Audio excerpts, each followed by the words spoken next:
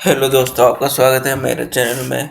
आज मैं आपके लिए एसबीआई की तरफ से जॉब लेकर आया हूं, जिसका एप्लीकेशन मोड ऑनलाइन होगा।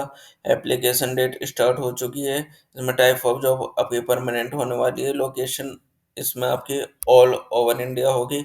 एप्लीकेशन फीस की बात करें तो सभी कैटेगरीज के लिए नील है।